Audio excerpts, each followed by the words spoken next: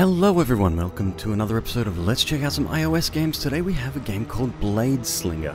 This is an action-adventure game in the same vein as Infinity Blade. However, the Bladeslinger wields a weapon that is both a gun and a blade.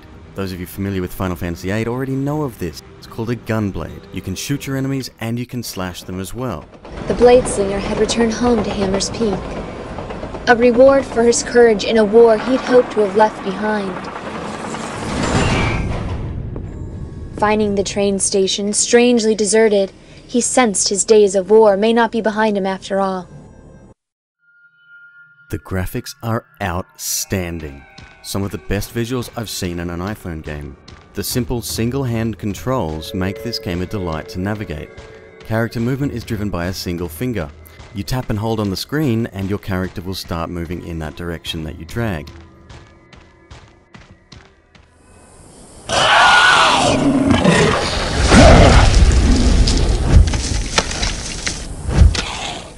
Some of the enemies are introduced to you via cutscene. By tapping on the enemy you can actually shoot them before they get close and then slash by swiping left and right over the enemy to attack. New moves can be unlocked in the store, purchased by coins you collect in the game. Fighting a single enemy isn't a difficult task. However, many times throughout the game you'll be attacked by more than one, and this is where dodging comes into play. Dodging is done by pressing two fingers on the screen to avoid incoming hits. When you're wounded, you need to heal. You can heal yourself by purchasing vials in the store. You can string together combos of slashing and shooting, which will increase your multiplier and get you a larger gold bonus at the end of that fight. You can repeat stages in an attempt to get a better score, or collect shard fragments that you missed. When 3 fragments are combined, you create a Spirit Stone. Spirit Stones are the secondary currency in the game, used to unlock advanced techniques. At the game's release, there are 3 difficulty levels available: Normal, Sick, and Plagued. There is a 4th option called Corrupt, which is currently not available in this release. Normal mode will keep you entertained for long enough, however, as the game's difficulty is quite high, and death will come to you often. There are many powers and special moves available, however most of them are locked.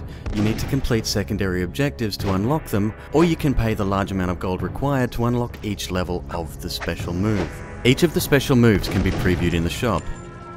In addition to power upgrades, there are also boost elixirs available. Each one of these is a one-time use item, which will increase some of your combat effectiveness. There are plenty of ultimate attacks to unlock as well. The shop items clearly point the user towards the in-app purchases, however these aren't necessary to have fun with the game. Most of the items seem to be able to be unlocked just through normal use and repeating levels where necessary. The town showed signs of violence and supernatural corruption. This fueled the Bladeslinger's anger at those that could have done this. He was a man trained to defeat the forces of evil, and he would destroy this infiltration.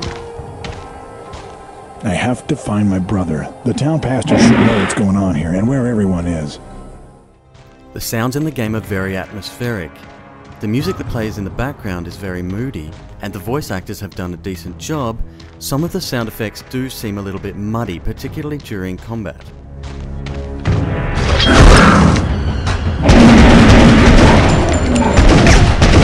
Oh, come on! Son of a...